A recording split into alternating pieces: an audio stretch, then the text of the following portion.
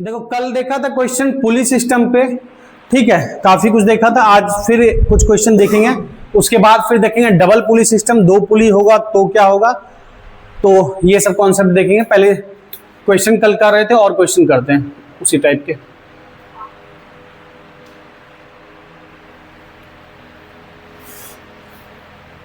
एक पुली लगा हुआ है यहाँ पे, एक मास है इधर,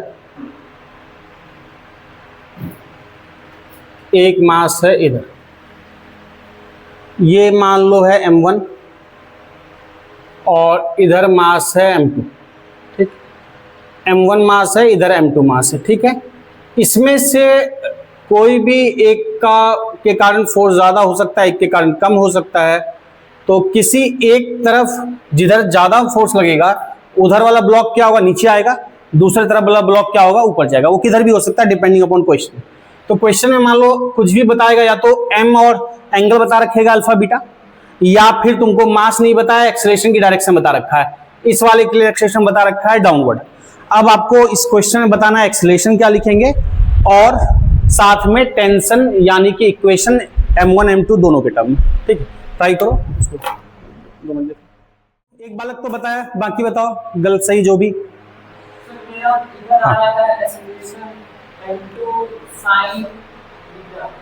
देखो पहले क्या क्या लगेगा, कॉन्सेप्ट बताया था ना कल नॉर्मल। इसमें एक्सेलरेशन क्या लगेगा, इंक्लाइन प्लेन पे अगर मैं इस डायरेक्शन में बात करूंगा तो इधर क्या लगेगा, m2g साइन एंगल लगता है इधर का। तो यहाँ का एंगल कितना है, इंक्लाइन का बीटा इस साइड, तो m2g साइन बीटा। और इस साइड क्या लगेगा एक्सेलरेशन, सॉरी एक्सेलरेशन या फोर्स अगर पूरा बोले तो m1 g का कंपोनेंट क्या लगता है, g साइन अल्फा। तो इधर क्या होगा m1 g साइन अल्फा। ये इसमें कोई दिक्कत, कल किए ही थे। ये वाला ब्लॉक नीचे आएगा, एक्सेलरेशन की डायरेक्शन क्वेश्चन में दे रखा है, तो ये अगर नीचे आएगा तो ये किधर जाएगा, ऊपर जाएगा। अगर क्वेश्चन में डायरेक्शन नहीं दे रखा है तो फिर आपको m1 अल्फा m2 बीटा इस सब की वैल्यू दे रखा होगा। तो इन सब की जब वैल्यू देखा होगा तो हम m2g साइन बीटा कैलकुलेट कर सकते हैं ना। अगर m2 दिया हो, बीटा दिया हो, m1 दिया हो, अल्फा दिया हो, तो हम m1g साइन अल्फा भी कैलकुलेट कर लेंगे। हम देखेंगे कौन ज्यादा है, ये वैल्यू ज्यादा आ रही है कि ये ज्यादा आ रही है। जो ज्यादा आएगा वो डायरेक्शन डिसाइड करेगा। तो क्वेश्चन में आप पहले से बता रखा है कि एक्सेलरेशन इधर डाउनवर्ड है, मतलब ये वाला कंपोनेंट ज्यादा रहा होगा m2g साइन बीटा, और m1g साइन अल्फा क्या रहा होगा, कम। एक्सेलरेशन सिंपली क्या बोलते हैं, driving force minus opposing force divided by total mass. Drive कौन करेगा इन दोनों में, m2g साइन बीटा ना, नीचे आ रहा तो ये नीचे खींचेगा ना। तो ड्राइविंग क्या लिखेंगे, बालक एक तो ठीक बोल रहा था, एक बालक उल्टा बोल रहे थे। m2g साइन बीटा माइनस और अपोजिंग कौन है, m1g साइन अल्फा। ये नीचे आना चाहेगा, ये ऊपर जाएगा, इसको रोकना कौन चाहेगा, m1g साइन अल्फा। तो minus m1g sine alpha driving minus opposing divide by क्या लिखेंगे, टोटल मास। टोटल मास क्या है, m1 प्लस m2। बोलो कोई तकलीफ, बालिका कुछ कुछ समझ में आया, ठीक है। चलो टेंशन क्या लिखना है, या मुझे इक्वेशन दोनों के टर्म में लिखना है m1 m2। तो टेंशन की डायरेक्शन हमेशा क्या बताया, अवे फ्रॉम द बॉडी। इसके लिए अवे ये है, इसके लिए अवे ये है। स्ट्रिंग सेम है तो हर जगह टेंशन क्या होगा, सेम। तो इधर टेंशन टी, ये भी क्या लिखेंगे, टी। आप दोनों के टर्म में इक्वेशन लिखा जा सकता है ना। m1 के टर्म में अगर लिखोगे तो m1 क्या हो रहा है, ऊपर जा रहा है कि नीचे आ रहा है, कौन बड़ा होगा, t बड़ा होगा कि m1g साइन अल्फा बड़ा होगा, t बड़ा होगा। अगर ऊपर जा रहा है तो ऊपर वाला फोर्स बड़ा होगा। तो नेट फोर्स क्या लिखेंगे, t minus m1g sine alpha net force equal to x ma, mass into acceleration. फिर उसमें वैल्यू दिया है, हम अपना अगर वैल्यू दे रखा होगा तो a निकाल चुके होंगे, वैल्यू पुट करेंगे, अपना आंसर आ जाएगा, ठीक। m2 के टर्म में लिखेंगे तो बताओ क्या इक्वेशन लिखेंगे, जल्दी बताओ क्या लिखेंगे, बताओ। हाँ बिल्कुल, net force equal to m, तो m2g sine beta minus t equal to m2a। पहले बताओ इसमें कोई दुख तकलीफ नहीं। अब देखो इसमें मैं एक और चीज बता रहा हूं, इसी सेम क्वेश्चन में मान लो एक और क्वेश्चन में दे रहा हूं, इन दी सेम क्वेश्चन, इसी क्वेश्चन में मैं अब क्या दे रहा हूं, इसी क्वेश्चन में समझना क्या किया। इसी क्वेश्चन में मैंने m1 बोला इक्वल टू m2 है। इसी सेम क्वेश्चन में if m1 equal to m2 and alpha equal to beta, इसी क्वेश्चन में मैंने बोला चलो m1 m2 दोनों इक्वल है और अल्फा इक्वल टू बीटा है, तो नया क्वेश्चन दिया, मुझे बता सकते हो एक्सेलरेशन अब कितना होगा? अगर m1 m2 को इक्वल कर दिया, अल्फा इक्वल टू बीटा कर दिया, हाँ, तो एक्सेलरेशन कितना होगा? कितना? हाँ, तो रुक जाएगा तो एक्सेलरेशन कितना होगा? 0। तो एक्सेलरेशन ये समझ में आया, अगर ऐसा होगा तो एक्सेलरेशन क्या हो जाएगा? 0। क्यों? क्योंकि सिंपल, तुमको अगर m1 m2 इक्वल हो गया तो m1 और अल्फा बीटा भी इक्वल हो गया, तो ये m1g sine alpha equal to क्या होगा? m2g sine beta. तो दोनों की वैल्यू क्या हो जाएगी? सेम हो जाएगी। तो ड्राइविंग और अपोजिंग दोनों सेम होगा, तो क्या होगा? मोशन ही नहीं करेगा। मोशन नहीं करेगा तो एक्सेलरेशन क्या होगा? 0। जितना ड्राइविंग लग रहा है उतना ही अपोजिंग। या इसमें भी रखने की इच्छा है तो m1 m2 इक्वल है, अल्फा बीटा इक्वल है, तो ये वैल्यू क्या आ जाएगा? 0। तो एक्सेलरेशन क्या होगा इस केस में? 0। एक्सेलरेशन कब होगा? जब एक का ये ज्यादा होगा, एक की वैल्यू ज्यादा होगी, m1g साइन अल्फा बड़ा होगा या m2g साइन बीटा बड़ा होगा, तभी मूव करेगा। ठीक। टेंशन क्या होगा इस केस में? टेंशन वही हो जाएगा सर, हाँ, ये मत कर देना कि टेंशन 0 हो गया, एक्सेलरेशन 0 हो जाएगा। लेकिन कोई चीज अगर मूव ना करे तो टेंशन तो हो सकता है ना, कि एक रस्सी से एक मास को लटका दिए तो रस्सी को मास खींचेगा ना, तो रस्सी में तो खिंचाव आएगा तो टेंशन तो होगा ही। एक्सेलरेशन करे ना करे टेंशन होगा, तो टेंशन क्या होगा? एक्सेलरेशन 0 कर दो, इसमें एक्सेलरेशन 0 कर दोगे, ये टर्म 0 हो जाएगा, या इसमें भी एक्सेलरेशन 0 कर दो, ये वाला टर्म 0 हो जाएगा।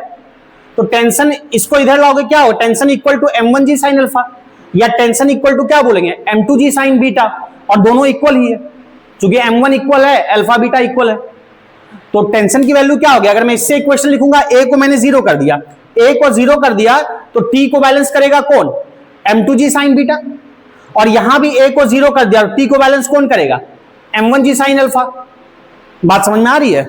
इस केस में टेंशन क्या बोलेंगे? फिर टेंशन बोलेंगे, a को 0 कर देंगे तो सिंपल फोर्सेस बैलेंस करेंगे, नेट फोर्स कुछ नहीं मिलेगा, नेट एक्सेलरेशन क्या मिलेगा? 0 मिलेगा। तो नेट फोर्स कुछ नहीं मिलेगा, यानी t बैलेंस कर देगा किसको? m2g साइन बीटा को, और t बैलेंस कर देगा किसको? m1g साइन अल्फा को। या फिर इस इक्वेशन में a को 0 रख दो तो भी वही बात मिलेगी। तो t equal to m1g sine alpha, या फिर क्या बोलेंगे? m2g sine beta. और दोनों वैल्यू बराबर ही होगी, क्योंकि m1 बराबर है m2 के, अल्फा बराबर है बीटा के, और g तो सेम ही है। तो समझ में आया टेंशन कितना होगा? क्लियर? कोई दुख तकलीफ नहीं? इसको नोट कर लो।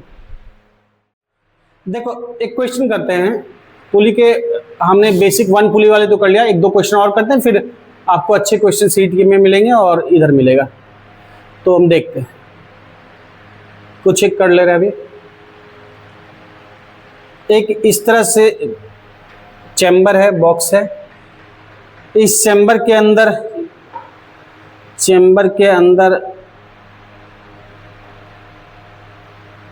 चलो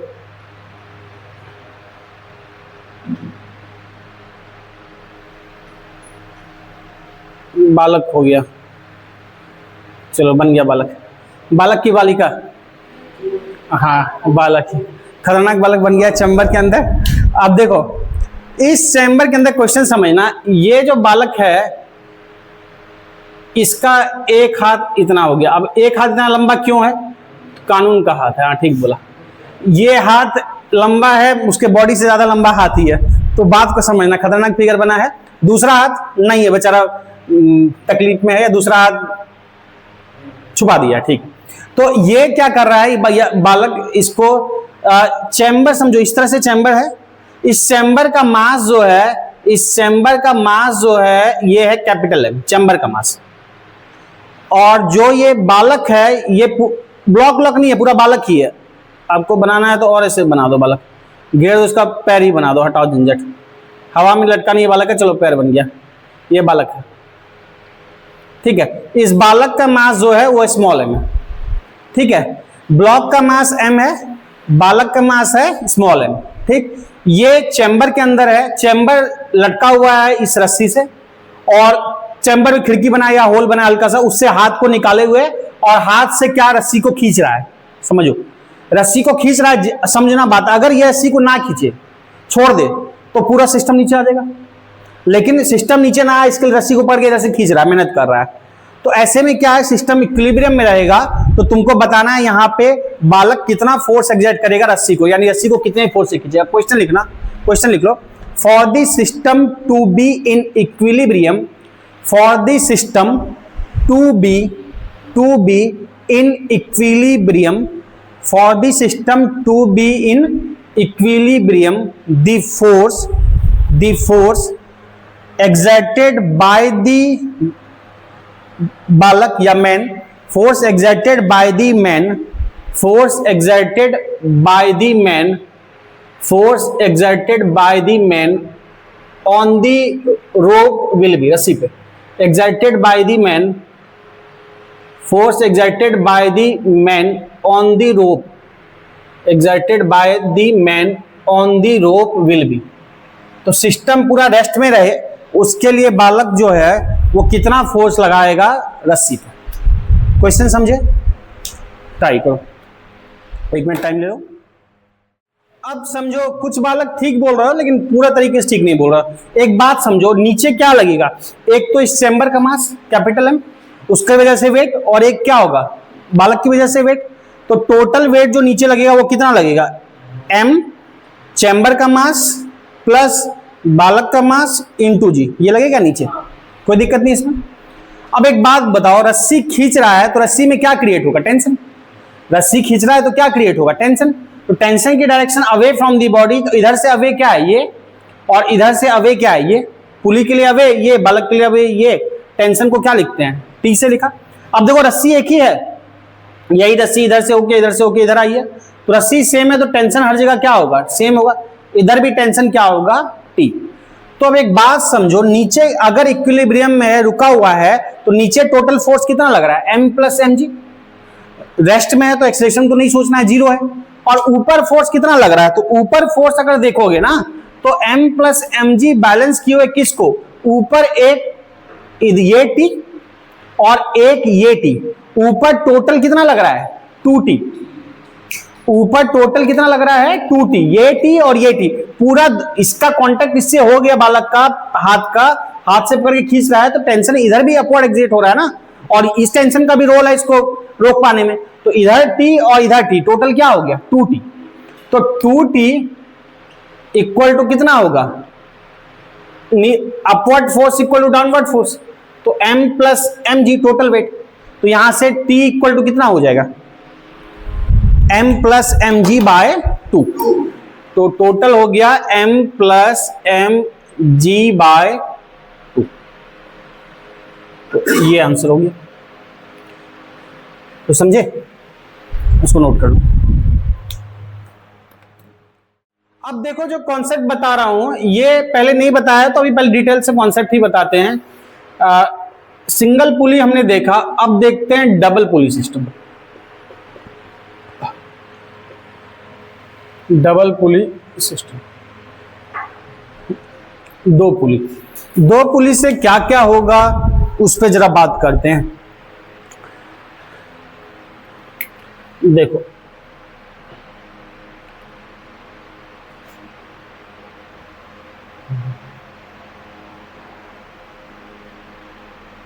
याद करो, पहले हमने किया था इस टाइप से, देखा था कंस्ट्रेंट मोशन जब बता रहा था। मान लो कंस्ट्रेंट मोशन बता रहा था, इस साइड कोई ब्लॉक होता था और इस साइड समझो कोई ब्लॉक होता था, दोनों तरफ कोई ब्लॉक होता था ना। इसका ए बोला था वेलोसिटी, इसको ए बोला था ब्लॉक को, इसको बी बोला था। कोई ब्लॉक एक ऊपर आ रहा था तो दूसरा क्या होगा, नीचे जाएगा, या एक नीचे आएगा दूसरा क्या होगा, ऊपर जाएगा। हमने बोला था इसकी वेलोसिटी मान लो वी बी, ये मान लो बी वेलोसिटी से नीचे आ रहा है, तो ये अगर इसमें 2 चीज बताया था। पहला कि अगर ये रेस्ट में है पुली, ये पुली रेस्ट में है और ये दोनों ब्लॉक ही मूव कर रहा है, तब क्या होगा, ये ब्लॉक जितनी वेलोसिटी से नीचे आएगा दूसरा उतनी से क्या होगा, ऊपर जाएगा। सिंपल ये बताया था कि अगर ये पुली रेस्ट में है, कंस्ट्रेंट मोशन में बताया था, तो सिंपल बी ब्लॉक जितनी वेलोसिटी से मान लो नीचे आएगा, ए ब्लॉक उतनी वेलोसिटी से ऊपर जाएगा, या फिर ये जितना से नीचे आएगा ये उतना से जाएगा। लेकिन उसमें बताया था कंस्ट्रेंट में कि अगर पुली भी मूव करने लगे, अगर पुली भी मूव करने लगे, मान लो पुली की वेलोसिटी वीपी है, तब इसकी वेलोसिटी और इसकी वेलोसिटी अलग अलग होगी, तब VA plus VB by 2 equal to VP था। याद करो, अगर मैं इसकी वेलोसिटी वीबी बोलता हूं, इसकी वीए बोलता हूं, ठीक है, और पुली भी मेरा मूव कर रहा है, किधर जा रहा है, ऊपर नीचे भी मुझे मतलब नहीं है, पहले बता चुका था। मान लो इसकी वेलोसिटी va है, इसकी वेलोसिटी vb है, और पुली भी मूव कर रहा है वेलोसिटी किससे, vp से। तो याद है कंस्टेंट मोशन में हमने एक रिलेशन ला के दिखाया था, vp equal to va plus vb by 2। इस पे क्वेश्चन भी करा था, किए थे ना हम ये, कि वेलोसिटी और पुली क्या है, एक साइड की वेलोसिटी प्लस दूसरे साइड की वेलोसिटी बाय 2। अब ये हमने देखा था पहले से, हम जान रहे हैं कंस्टेंट मोशन में, इसका डिटेल हम देख चुके थे। अब इसको डिफरेंशिएट करते हैं, differentiating it with respect to, दोनों साइड डिफरेंशिएट कर रहे हैं t, दोनों साइड t के रिस्पेक्ट में डिफरेंशिएट कर रहे हैं। सर मैंने वहां लिखा भी था ना, एक्सेलरेशन लाके भी लिख दिया था कि वेलोसिटी तक ही बोला था, अगर लिखा भी था तो कोई बात नहीं लिखा तो देख लो। इसको डिफरेंशिएट किया, ठीक, तो इधर भी डिफरेंशिएट होगा, 1/2 कांस्टेंट को बाहर कर लो, d क्या लिखोगे, va by D T, D constant बाहर होगा, d va by D T, और दूसरा टर्म क्या है, d vb by D T. क्या बोलो, वेलोसिटी बताए थे, कोई बात नहीं। तो इसको ऐसा कर सकते हैं, दोनों साइड सेम काम, दोनों साइड डिफरेंशिएट कर सकते हैं। वहां डिस्प्लेसमेंट को डिफरेंशिएट किया था तो ये मिला था, अब वेलोसिटी को हम डिफरेंशिएट करें, इसको विद रिस्पेक्ट टू t, यहां पे हाफ कांस्टेंट बाहर होगा, इसका डिफरेंशिएशन प्लस इसका डिफरेंशिएशन, इसका डिफरेंशिएशन va प्लस इसका, rate of change of velocity क्या होता है, एक्सेलरेशन। तो ये एक्सेलरेशन किसका होगा, ap, ये change in velocity by time किसका है, a का, तो एक्सेलरेशन किसका निकलेगा, a का, change in velocity by time किसका है, b का, एक्सेलरेशन किसका निकलेगा, b का, बाय क्या होगा 2। तो acceleration of p equal to acceleration of a plus acceleration of b by 2। तो एक्सेलरेशन का भी वही रिलेशन होता है जैसे वेलोसिटी का लिखा था। तो ap इक्वल टू क्या बोलेंगे, इसका acceleration a plus ab by 2। Clear बात, ठीक, एक तो ये चीज क्लियर है, इसको लिख लो, पहले देख लो, मैं एक टेंशन की भी बात बता देता हूं। अब अगर मैं टेंशन पे ध्यान दूंगा, जरा समझना, अगर मान लो टेंशन अवे, इसके लिए अवे, यही रस्सी गई है ना, ये रस्सी यहां से होके होके होके ये रस्सी इधर आई है, ये स्ट्रिंग सेम है, और नहीं कुछ कहा गया, स्ट्रिंग क्या है, मासलेस है, तो ये स्ट्रिंग सेम है, तो टेंशन हर जगह सेम होगा, इधर भी t, इधर भी t, इधर भी टेंशन t, इधर भी टेंशन क्या है, t। अब इस साइड देखोगे, ये किधर लग रहा है, डाउनवर्ड, और ये भी किधर लग रहा है, डाउनवर्ड, और ऊपर भी टेंशन लगेगा, तो ऊपर बैलेंस करने के लिए ये t है, समझना, पुली के लिए, और इधर पुली के लिए t है, t, पुली ना टूटे या पुली सीधा बना रहे, t इधर से t, इधर से t, और पुली स्ट्रेट है, इसका मतलब t को बैलेंस कौन करेगा, 2t। तो नीचे टोटल कितना लग रहा है, t प्लस t, ऊपर भी कितना लगेगा, 2t। अगर थोड़ी देर के लिए समझ लो, इधर ज्यादा हो गया t और 2t नहीं है, इधर टोटल 2t से ज्यादा हो गया, तो ऐसे पुली टेढ़ा नहीं हो जाएगा, या फिर इधर ज्यादा हो जाए t और t से ज्यादा हो जाए तो पुली इधर बेंड हो जाएगा। ये अगर बैलेंस है तो इधर t, इधर टेंशन क्या हो गया, डबल, तो टेंशन हो जाएगा t प्लस t 2t, और एक्सेलरेशन के साथ क्या होगा, ap equal to a plus ab by 2। इतना बात समझ में आया। तो जैसे वेलोसिटी कहानी लिखा वैसे ही टेंशन की, आप नोट करना है, नोट कर लो, ठीक है। देखो डबल पुली सिस्टम का क्वेश्चन है, इस टाइप के क्वेश्चन अभी नहीं किए हैं तो मैं ही बताऊंगा, ध्यान से समझना। एक इंक्लाइंड है, मान लो इस तरह से, ठीक है, एक इंक्लाइंड है, यहां पे लगा हुआ है पुली, ठीक, एक ब्लॉक है, ब्लॉक से जुड़ी हुई है स्ट्रिंग रस्सी, और ये ऐसे आया है, ये ऐसे आया है, और यहां पे है दिस, और ये हो गया, ठीक है। अब देखो, अब ये जो है ध्यान से समझना, कुछ एंगल वगैरह मान लो दे रखा है, या फिर इसका मास, यहां से एक मास लगा है, इस पुली से अटैच एक मास है, ये मास कितना है, तो से ये 12 kg है, और ये वाला मास क्या है, 4 kg है, ठीक है। और इंक्लाइन प्लेन का भी कुछ एंगल रहा होगा, कुछ मानना है तो मान लेंगे। इंक्लाइन प्लेन का एंगल से तुम्हारा है कितना, लिख लिया मान लो से 30 डिग्री, ठीक है। अब क्वेश्चन जरा देखो, समझो पहले समझ लो, बाद में नोट करना, पहले समझने पे जोड़ दो। एक रस्सी गई हुई है, ये एक रस्सी, एक पुली है, एक पुली से आके देखो ये रस्सी, ये रस्सी, यही रस्सी, ये रस्सी, ये रस्सी, यहां तक एक रस्सी है, ये स्ट्रिंग एक है, ये पूरा स्ट्रिंग एक है, और स्ट्रिंग मासलेस है, तो क्या होगा, टेंशन हर जगह सेम होगा। और एक और रस्सी दूसरी क्या है, ये दो रस्सी टोटल दिख रही है, ठीक। तो दो रस्सी है। अब जरा बात को ध्यान से समझना, अभी जो कॉन्सेप्ट बताया डबल पुली का, एक्सीलरेशन लिखने का कॉन्सेप्ट और प्लस टेंशन लिखने का कॉन्सेप्ट। अब हम एक काम करते हैं कि इस वाले स्ट्रिंग पे टेंशन जो है, इस पे हमने कुछ मान लिया टी, तो टेंशन की direction away from the body, T इधर away from the body, string same है, हर जगह टेंशन क्या होगा, सेम होगा। इधर पुली के लिए देखेंगे अवे ये है, पुली के लिए अवे ये है, ब्लॉक के लिए अवे ये है टेंशन हर जगह क्या है, टी, ठीक।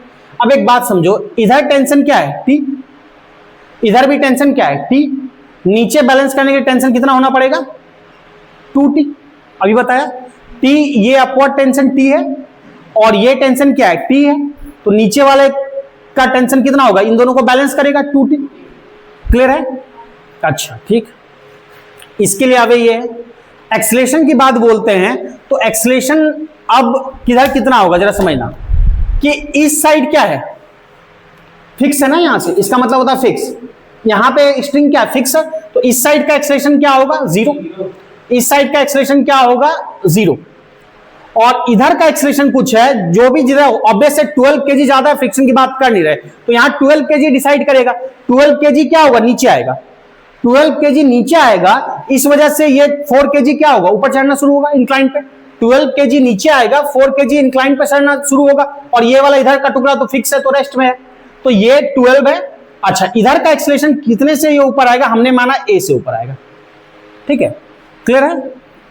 अब एक बात समझो, मुझे बता सकते हो इस वाले स्ट्रिंग का एक्सीलरेशन क्या होगा, या 12 kg का एक्सीलरेशन क्या होगा, 12 नीचे आएगा, अभी बताया ना, acceleration of pulley this plus this by 2, मतलब एक साइड का एक्सीलरेशन प्लस दूसरे साइड का एक्सीलरेशन बाय 2, तो एक्सीलरेशन ऑफ पुली, इसका एक्सीलरेशन क्या होगा नीचे की तरफ, इधर का एक्सीलरेशन प्लस इधर का एक्सीलरेशन बाय 2, ये पार्ट कितने से ऊपर जा रहा है, a से, a माना हमने, तो ये कितने से आएगा, a से नीचे आएगा, तो इस साइड का एक्सीलरेशन क्या है, a है, इधर का एक्सीलरेशन a है, इस साइड फिक्स है 0, तो a प्लस 0 बाई 2 एक्सीलरेशन होगा इसका, पहले बोलो ये समझ में आ रहा है, इधर का एक्सीलरेशन a इधर जुड़ा हुआ है, दूसरे साइड जुड़ा हुआ है, इधर क्या है 0, तो पुली का एक्सीलरेशन क्या होगा, a प्लस 0 बाई 2, यानी कि क्या होगा, a बाई 2, ये समझ में आ रहा है, यानी ये वाला जो ब्लॉक है ये a बाई 2 एक्सीलरेशन से नीचे आएगा, इसको समझ पा रहे हो, ये वाला ब्लॉक a एक्सीलरेशन से ऊपर जाएगा, इधर एक्सीलरेशन 0 है, ये जो ब्लॉक है ये कितने से नीचे आएगा, a बाई 2, पहले बोलो जितना बोर्ड पे दिख रहा है उतना चीज क्लियर है, कोई दिक्कत तो पूछ लो, नहीं तो ये क्लियर, तो बाकी हो जाएगा। अच्छा, यहाँ पे डायरेक्ट वो काम नहीं कर सकते, ड्राइविंग मैंने सपोजिंग बाय टोटल मास, क्योंकि वहां पे सिंगल पुली का काम था, इसलिए वो करना आसान था, यहाँ पे हमको इंडिविजुअल लिखना पड़ेगा, क्योंकि हर एक जगह यहाँ एक्सीलरेशन सेम नहीं है, यहाँ अलग अलग एक्सीलरेशन है, ठीक है, तो यहाँ अलग अलग एक्सीलरेशन है। अब मैं दोनों के लिए लिखूंगा, 4 kg और 12 kg, मैं 4 kg के लिए लिखना चाह रहा हूं। अच्छा, 4 kg में और कोई फोर्स लगेगा क्या, 4 kg 4g sin 30 mg sin theta, ये लगेगा नीचे, और इधर इसमें ये तो सीधा वर्टिकली डाउनवर्ड 12g इंक्लाइन पे नहीं है ना, सीधा 12g, क्लियर है ये। अब दोनों का इक्वेशन लिखते हैं 4 kg के लिए, 4 kg ऊपर जा रहा है कि नीचे, ऊपर जाएगा, तो कौन ज्यादा है, t ज्यादा है, तो क्या इक्वेशन बनेगा, t minus 4g sine 30 net force equal to क्या बोलते हैं, ma, m कितना है 4, और उधर का एक्सीलरेशन क्या माना हुआ है हमने, a 4 है, ये क्लियर है।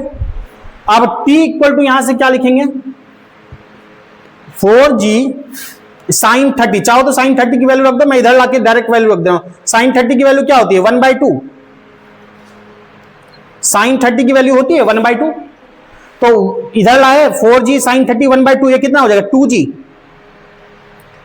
2g प्लस 4a, तो t की वैल्यू आई 2g प्लस 4a, कोई दिक्कत, तो 2g प्लस 4a, 2 से ये कैंसिल करना कर दो। अच्छा, इसको नाम दे देते हैं इक्वेशन 1, ये क्लियर है, ठीक। अब इसी तरह से दोनों में जैसे बेसिक वहां पे किया था ना कि दोनों साइड टेंशन निकाला था और दोनों को इक्वेट कर दिया था, यहां भी वही करेंगे। टेंशन दोनों ब्लॉक के टर्म में इक्वेशन लिखेंगे और दोनों के टेंशन को इक्वेट करेंगे तो एक्सेलरेशन मिलेगा। यहां पे आपको मेथड से ही जाना होगा, मतलब मेथड तो वो भी था पर यहां पे डायरेक्ट नहीं करना होगा, ऐसे ही करना पड़ेगा। अब बात कर रहे हैं 12 kg के लिए, जरा समझना। 12 kg में नीचे आ रहा है कि ऊपर जा रहा है? नीचे आ रहा है, तो क्या लिखेंगे इक्वेशन, क्या लिखेंगे?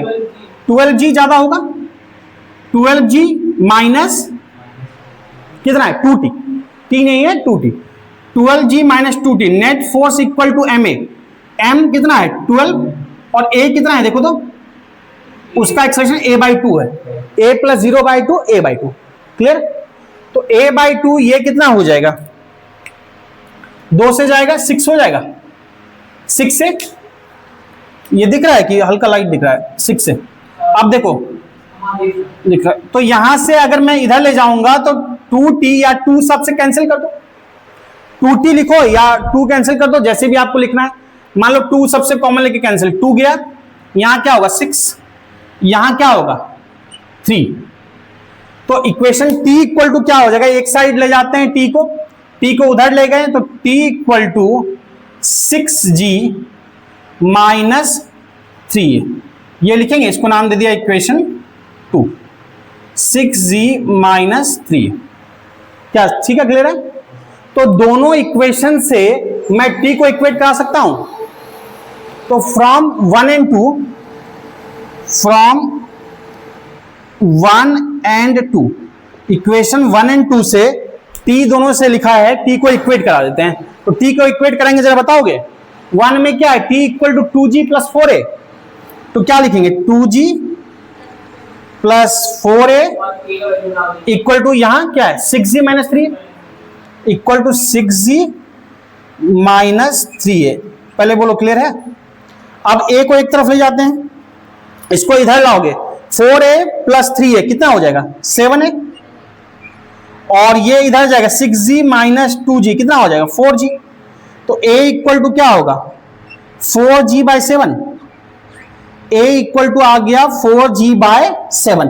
अब क्वेश्चन में g की वैल्यू दे रखी होगी कि क्या लेना है 9.8 या 10, उस अकॉर्डिंग ले लेंगे। कुछ नहीं कहा गया तो, या g के टर्म में छोड़ा गया तो वैसे भी छोड़ सकते हैं, या बोल दिया गया g 9.8 लो, या बोल दिया गया g 10 लो, तो जो भी ले सकते हो। अगर g मान लो 10 लेना है तो g की वैल्यू 10, तो क्या हो जाएगा 40/7 मीटर पर सेकंड स्क्वायर। पहले बोलो ये क्लियर है?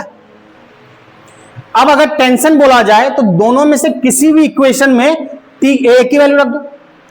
अगर टेंशन बोला जाए तो किसी भी इक्वेशन में वैल्यू रख दो a की, तो फ्रॉम इक्वेशन 1 या 2 जिससे भी चाहो, मान लो 1 से ही किया तो 1 में t इक्वल टू कितना है 2g plus 4a, t equal to 2g plus 4a, a की जगह क्या लिख लेते हैं 4g बाय 7, a की जगह लिख सकते हैं 4g बाय 7, कोई दिक्कत? इक्वेशन 1 यही था, या चाहो तो इक्वेशन 2 में भी रख सकते हो। तो यहां से 2g प्लस 16g बाय 7, तो 7 एलसीएम लोगे क्या होगा 14g प्लस 16g, यानी t इक्वल टू कितना होगा 30g बाय 7। तो t इक्वल टू क्या है 30g बाय 7। अगर g की वैल्यू दे रखा हो 9.8 या 10 लेना है तो g को 10 लिया तो 300/7 न्यूटन, g को अगर 10 ले रहे हैं। बात समझ में आया? तो अब आपसे क्या है, मेन है ये लिखना, समझ में आना t 2t, टेंशन डबल हुआ, एक्सेलरेशन समझ में आना a प्लस 0/2, किसका एक्सेलरेशन क्या होगा ये समझ में आ गया। उसके बाद टेंशन की इक्वेशन लिखा, दोनों में टेंशन को इक्वेट कराया। इस क्वेश्चन में ध्यान से सुनो, अगर मुझसे पूछे कि एक्सेलरेशन बताओ 4 kg का, तो क्या बोलेंगे आंसर? एक्सेलरेशन 4 kg का क्या बोलेंगे? आया है ना, ए 4 kg का 40/7। एक्सेलरेशन पूछे 12 kg का तो क्या बोलेंगे? 12 kg का एक्सेलरेशन क्या बोलेंगे? बालक सीधा तो लिखा है बोर्ड पे, एक 4 kg किसका माने a का ना, 4 kg का एक्सेलरेशन a माने तो a क्या है 40/7। 4 kg का पूछा जाए तो 40/7, इसका पूछा जाए तो क्या है a/2, तो 40g/7/2 यानी 24g/7/2 यानी 2g/7। इसका एक्सप्रेशन आधा है ना, a/2 है ना। सर जैसे हम लोग का जो हाँ, सिस्टम है, हाँ, उसमें कोई भी ऑब्जेक्ट अगर नीचे जा रहा है, हाँ, तो जरूरी नहीं कि उसका 10 मीटर का होगा, वो फ्री फॉल को अलाउ करता है। तो उसका लेना देना ही कहाँ है? एक्सेलरेशन 10 रहा कहाँ? क्योंकि पुली भी इसको डिसाइड कर रहा है ना, इसको स्ट्रिंग भी इसके एक्सेलरेशन को रेस्ट्रिक्ट कर रहा है ना। 10 तो तब होता है जब कोई चीज फ्री फॉल करता है, कोई रोकने वाला नहीं है, कोई रस्सी नहीं कनेक्ट, ये है 10। अगर एयर के इफेक्ट को नेग्लेक्ट किया, कोई रोकने वाला नहीं है 10। ये तो पुली वगैरह से कनेक्ट है ना, इसका एक्सेलरेशन a/2 है। 12 kg का एक्सेलरेशन क्या है? a/2, फ्री फॉल थोड़ी हो रहा। जब इसका रस्सी कट कर देंगे, 12 kg का ये रस्सी कट कर दिए, तब ये जी से नीचे गिरेगा। इसके मोशन को ये स्ट्रिंग, ये वाली स्ट्रिंग, सब पुली सब मिलकर रेस्ट्रिक्ट कर रहा है ना, 10 नहीं होने दे रहा। 10 क्या केस है? फ्री फॉल, रस्सी कट हो गई तब 10 से गिरेगा। ये कितने से गिरेगा? a/2 से गिरेगा। तो अगर 4 kg का एक्सेलरेशन पूछा जाए तो क्या माना है? a 40/7। अगर 12 kg का पूछा जाए तो 40/7/2, a/2 है ना, हमारा a निकला है ना, a 40/7 निकला, a/2 थोड़ी निकला है। तो a, इसका एक्सेलरेशन a/2 है, तो a/2 मतलब 40/7/2। इसका पूछा जाए 12 kg का तो क्या बोलेंगे? 20/7। टेंशन पूछा जाए इस वाली स्ट्रिंग में, तो इस वाले स्ट्रिंग में टेंशन क्या है? T। क्या आंसर है? 300/7। पूछा जाए 12 kg वाले स्ट्रिंग में टेंशन कितना है, तो इसमें क्या है? 2T। इसमें क्या है? 2T। और ये हमारा क्या निकला है? T, यानी इसका डबल, यानी 600/7। बात समझ रहे हो? किसमें क्या पूछा जाए? अगर इसका पूछा जाए 12 kg का तो ये नहीं कर देंगे 300/7। 300/7 तो T है, इसका टेंशन है, इस वाले रस्सी का नहीं, इस वाले का तो 2T है, तो T का डबल, यानी क्या आंसर होगा? 600/7। बात समझ में आ रही है? क्लियर है? उसको नोट डाउन कर लो। हाँ, एक और क्वेश्चन देख रहे हैं, इसको जरा समझना, ये भी मैं ही समझा रहा हूं, इसमें काफी कुछ है, इस टाइप का भी अभी नहीं किए हो। तो एक मान लो इस तरह से ब्लॉक है, एक पुली लगी है, ये ऐसे यहां है, ठीक है, इसका मास है m1, इसका मास है m1, ये कनेक्टेड है दो सिस्टम से, ये कनेक्टेड है दो इससे, समझो डबल पुली सिस्टम है। एक इस तरह से पुली है और दो मास यहां लगा हुआ है, एक मास है m3 और एक मास है m2, एक मास है m2, ठीक है। तो ये सिस्टम है, समझना, फ्रिक्शन वगैरह की बात नहीं किया गया है तो नहीं है। ये दो पुली है, क्वेश्चन समझ में आया? डबल पुली सिस्टम है, इस तरह से मान लो दो पुली लगी है, एक पुली यहां दिख रहा है, एक पुली ये दिख रहा है, ठीक है, और एक रस्सी गई हुई है, ये रस्सी इधर से होकर यहाँ है, इस रस्सी से फिर एक और पुली कनेक्टेड है, एक और पुली कनेक्टेड है, सीधा ये पुली, और इस पुली से फिर दो मास कनेक्टेड है, जैसा फिगर में दिख रहा है। दो मास कैसा है? एक m2 है, एक m3। क्वेश्चन क्लियर है? अब हमको यहाँ भी वही बताना है, एक्सेलरेशन बताना है और टेंशन बताना है सबका। तो सबसे आसान पहले है यहाँ पे टेंशन लिखना, ध्यान से समझना जो बताएंगे। यहाँ टेंशन इस पुली में मान लिया टेंशन, किसी में कुछ भी मान सकते हो, आधा हो जाएगा, डबल हो जाएगा, इसमें मान लिया T, इधर दो साइड से कनेक्ट है, ये क्या होगा? टेंशन, ये रस्सी एक है, पूरे में टेंशन सेम होगा T। मुझे जब फिगर देखो बोर्ड पे आराम से, मुझे इस वाले स्ट्रिंग में टेंशन कितना होगा बता सकते हो? इसके लिए T, इसके लिए T, अवे इसमें कितना होगा? 2T। इस साइड T है नीचे, इस साइड में डाउनवर्ड T है, तो अपवर्ड कितना होगा? बैलेंस करेगा 2T। तो इसमें टेंशन 2T होगा, इस पूरी रस्सी में टेंशन कितना हो जाएगा? 2T। यहां भी 2T, ये पूरी रस्सी ये इसकी वजह से खींच रहा है, ये पूरा टेंशन कितना हो जाएगा? 2T। इतना क्लियर है? ठीक। अब इस क्वेश्चन में कुछ मामला अलग है, जरा ध्यान से समझना, कॉन्सेप्चुअल है, काफी चीजें हैं, जरा देखो यहां पे। अब मुझे पता नहीं कौन कितना जाएगा। अच्छा ये बताओ कि पूरा सिस्टम किधर जाएगा, कौन ऊपर जाएगा, कौन नीचे जाएगा, क्या होगा? अब अगर ध्यान से देखोगे ना इसमें, तो कोई रोकने वाला नहीं है, फ्रिक्शन वगैरह की बात नहीं है, तो ये क्या होगा? ये वाला हिस्सा नीचे आना चाहेगा और ये भी किधर खिसकेगा? दाहिने। तो m1 मास जो है इधर खिसकेगा कुछ एक्सीलरेशन से, हमने बोला a से, ठीक है। अब एक बात ध्यान से समझना, अगर थोड़ी देर के लिए समझ लो कि m1 नहीं है, समझना, थोड़ी देर के लिए समझ लो, अगर m1 वाला नहीं होता और ये सब, ये वाली रस्सी नहीं होती, ये वाली, केवल इतना सा पार्ट नहीं है ऊपर, केवल नीचे वाला पार्ट है, मतलब ये पुली है और दो मास है। तो दो में क्या होता है, एक नीचे आता है किसी एक्सलेशन से, एक ऊपर जाता है, एक किसी एक्सलेशन से नीचे आता है, दूसरा ऊपर जाता है। यहां हमको पता नहीं कौन आएगा नीचे, कौन आएगा ऊपर, पता नहीं, लेकिन कोई एक ज्यादा होगा, कोई एक कम होगा। तो ये जितने, अभी थोड़ी देर के लिए इसको भूल जाओ, ऊपर क्या हो रहा है इसको भूल जाओ, इस कहानी को भूल जाओ, केवल हम नीचे फोकस कर रहे हैं इतने से पार्ट पे। तो नीचे केवल फोकस कर रहे हैं इन दोनों के रिस्पेक्ट में। हमने मान लिया इसका एक्सलेशन जो है m3 का कुछ रहा होगा, तो m3 का एक्सलेशन थोड़ी देर के लिए हमने सपोज कर लिया कि क्या है, a डैश है, ठीक। और हमने ये एज्यूम किया कि ये जो है a डैश से क्या हो रहा है, नीचे आ रहा है, ऊपर नहीं। केवल ऊपर जो कहानी है उसको एकदम भूल जाओ, केवल समझो फिगर जो है इसके नीचे बना हुआ है, बस इतना ही सारी पार्ट डील कर रहे हैं। तो इन दोनों के रिस्पेक्ट में देखेंगे और ये फिक्स है, तो इन दोनों यहां से फिक्स है, तो ये नीचे आ रहा है, ये क्या ऊपर जाएगा। अब कौन नीचे आएगा कौन आएगा हमको पता नहीं, हमने किसी को भी मान लिया m3 नीचे आ रहा है। अगर m3 नीचे आ रहा है तो m2 क्या होगा, ऊपर जाएगा। कितने से, a डैश से। अगर केवल हम इतना को सोच रहे हैं, ऊपर क्या हो रहा है नहीं सोच रहे हैं, इतना क्लियर है। अब क्या हुआ, एक बात और समझो, ये a डैश से हमने सोचा नीचे आ रहा है, तो ये a डैश से क्या होगा, ऊपर जाएगा।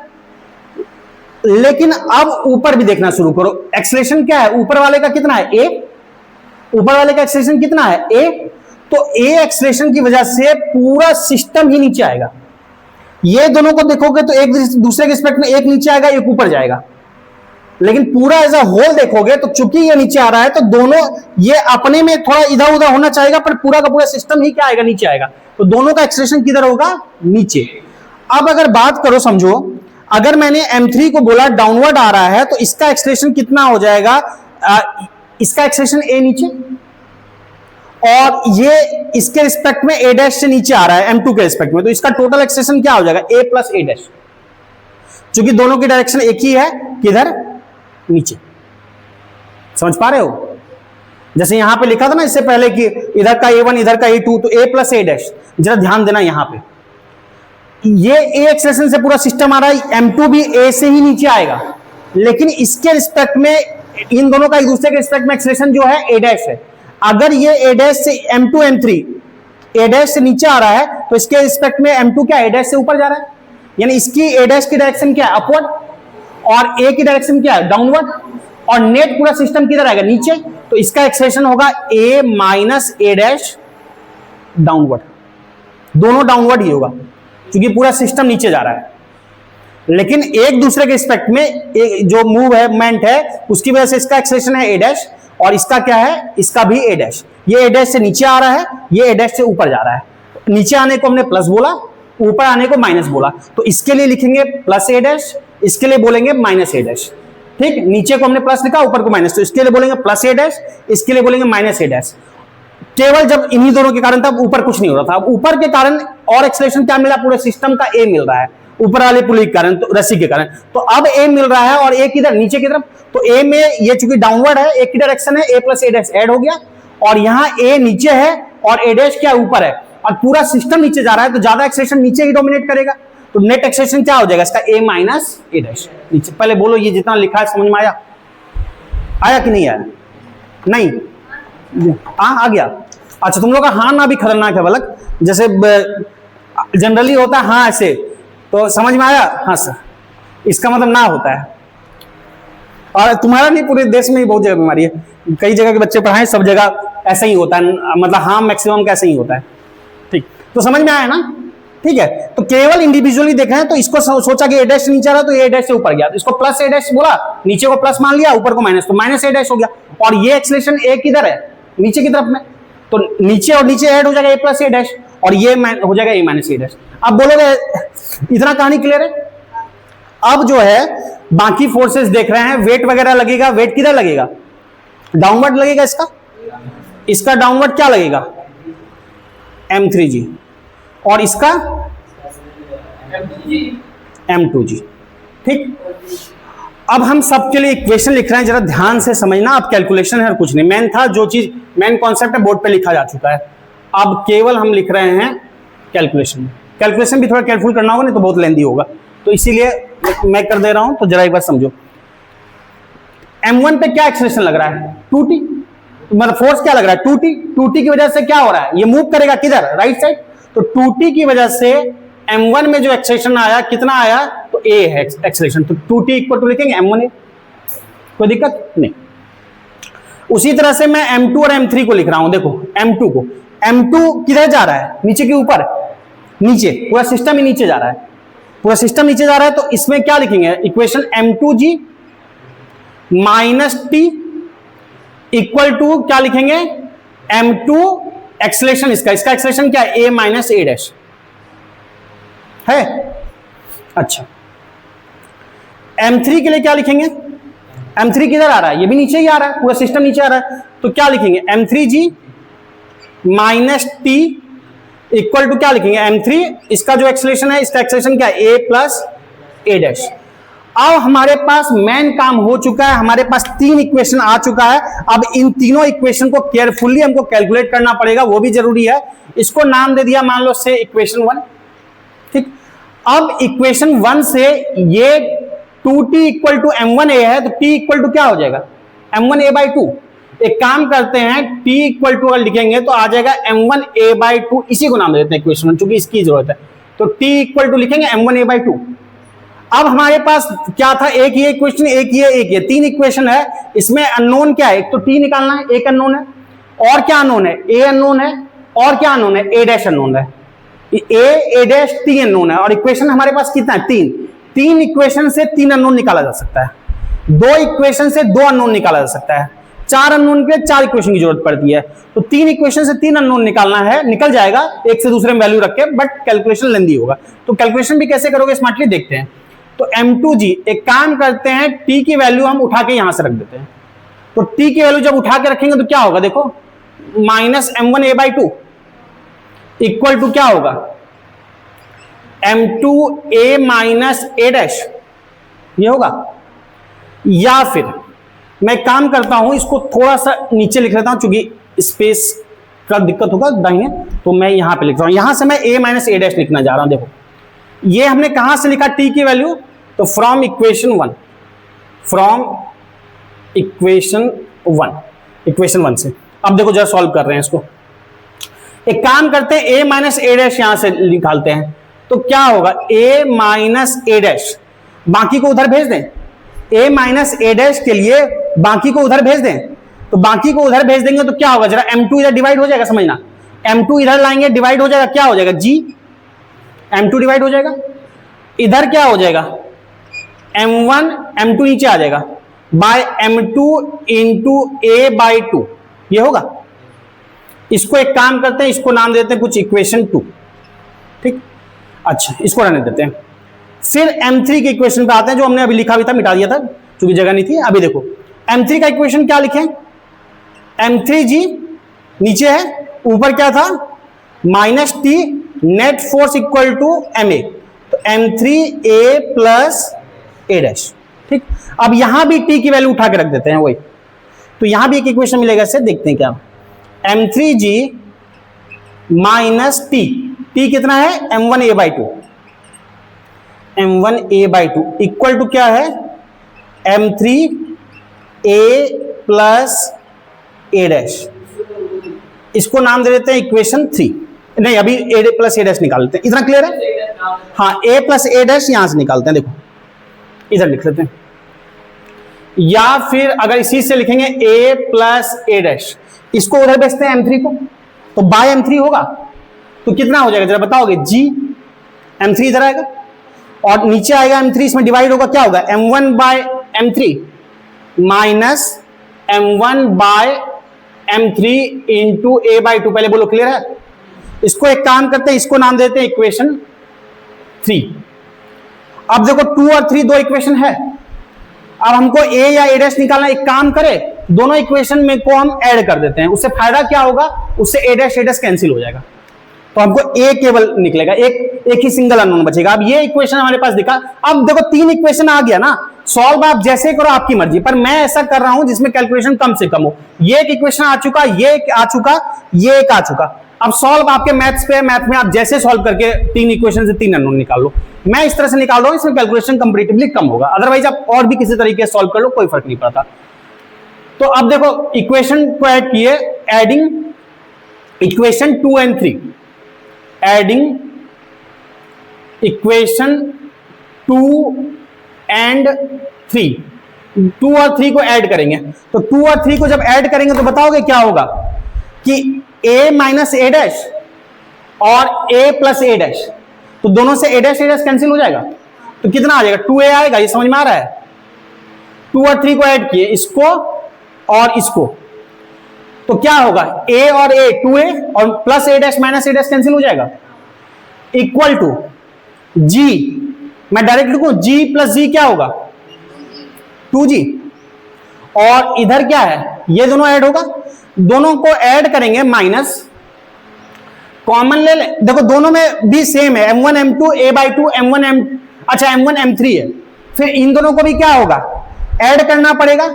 जब इन दोनों को ऐड करेंगे तो क्या होगा, तो जरा ध्यान से देखो 2g माइनस कुछ कॉमन वॉमन लेना है तो वो भी ले सकते हो, या फिर आपको a/2 दोनों में से कॉमन ले लिया हमने, इसको ऐड किया तो माइनस a/2 कॉमन ले लिया, कितना होगा, एक होगा m1/m2 प्लस m1/m3। ये समझ में आ रहा है? हमको a की वैल्यू निकालनी है, a के लिए क्या करते हैं, इसको इधर ले आते हैं, a के लिए इसको क्या करेंगे इधर ले आएंगे। अच्छा और भी कुछ कॉमन आ रहा है, m1 भी कॉमन निकाल सकते हैं क्या?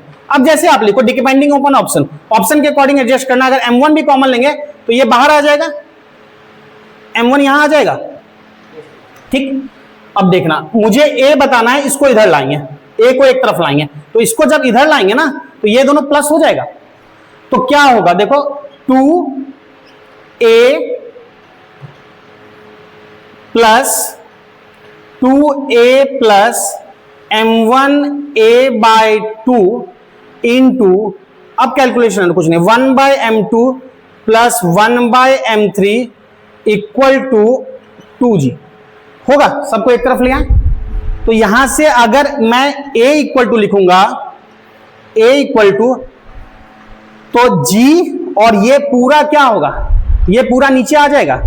एक काम करें, इसमें से आपको सॉल्व करना हो तो सॉल्व करने के लिए हम एक काम करते हैं, इस पूरे में से जो चाहो आप 2 से सबको मल्टीप्लाई कर दो या 2 को कॉमन ले लो, जैसे भी चाहो, ठीक है।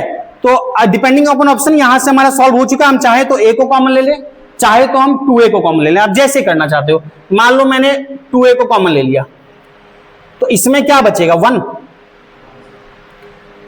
इसमें क्या बचेगा 2 कॉमन लेंगे तो 2a m1 a तो कॉमन हो चुका, 2 कॉमन लेने के लिए एक काम दिक्कत होती है तो ऐसा करेंगे 2 से डिवाइड 2 से मल्टीप्लाई कर दें, 2 से डिवाइड 2 से मल्टीप्लाई करेंगे नीचे आ जाएगा 4, तो बाय 4 आएगा, समझ में आ रही है बात, इंटू 2/2, ऊपर वाला 2 को एक कॉमन आ गया, नीचे 2 इंटू 2 क्या हो जाएगा 4 इंटू 1/m2 प्लस 1/m3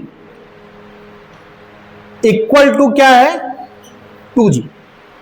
एक काम करो 2 से 2 कैंसिल, ये 2 चला गया, तो यहां से a कितना आ जाएगा। अब कोई जरूरी नहीं कि हम ऐसा ही फॉर्मेट में लाएं, डिपेंडिंग अपॉन ऑप्शन, ऑप्शन जैसे दिया g बाय ये पूरा हो जाएगा, g बाय क्या लिखेंगे 1 plus g by 1 plus m/4 into 1/m2 plus 1/m3, ये हमारा आंसर हो गया। तो ये तो कैलकुलेशन है, थोड़ा सा बड़ा हुआ लेंदी हुआ, लेकिन ठीक है, ये समझ में आया। a equal to g by ये पूरा आ जाएगा, समझ में आया कि नहीं आया पहले ये बताओ।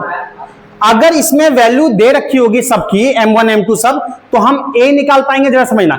a हम निकाल लिए इस क्वेश्चन में, a निकाल लिए तो सारा काम हो जाएगा। अब देखो जरा, अगर और चीज भी निकालने को कह दे, वैल्यू दे रखा हो, ना दे रखा हो तो रखना पड़ेगा, लेंदी होगा, दे रखा हो तो हम a निकाल चुके होंगे यहां से। फिर किसी भी क्वेश्चन 2 या 3 में a की वैल्यू रख देंगे, बाकी हमको m1 m2 पता होगा, a की वैल्यू रख देंगे, a डैश निकल जाएगा।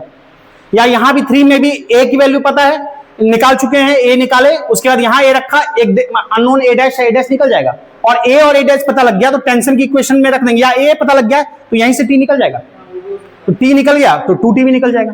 तो समझ में आया, यानी a निकाल लिया, बाकी सारी चीजें निकल जाएगी। तो ये तो कैलकुलेशन हमारा हमने जैसे किया, मैन है आपका ये 3 इक्वेशन लिखना आना, 1 2 ये 3, और ये 3 इक्वेशन लिखने के लिए आपको जो बोर्ड पे ये समझाया a प्लस ए डैश कैसे हुआ माइनस ए डैश, ये समझ में आना चाहिए। तो इतना क्लियर है। तो ये आपके लिए काफी है लेवल। बाकी अलग अलग वैरायटी क्वेश्चन आते हैं, तो डबल पुली में इतना तक समझ गए तो ठीक है। ठीक है, आगे फिर हम करेंगे चैप्टर में रॉकेट प्रोपल्शन देखेंगे कल, उसके बाद फिर सूडो फोर्स का कॉन्सेप्ट देखेंगे, लिफ्ट वगैरह का केस देखेंगे, फिर उसके बाद वेज कंस्ट्रेंट देखेंगे। तो इसमें अलग अलग फॉर्मेट अभी हैं। इस चैप्टर से बेस बनता है और ये बेस में बहुत अच्छे अच्छे क्वेश्चन बनते हैं, अदर चैप्टर्स में भी काम आता है। तो ठीक है, आज के लिए इतना रहने दो। ठीक।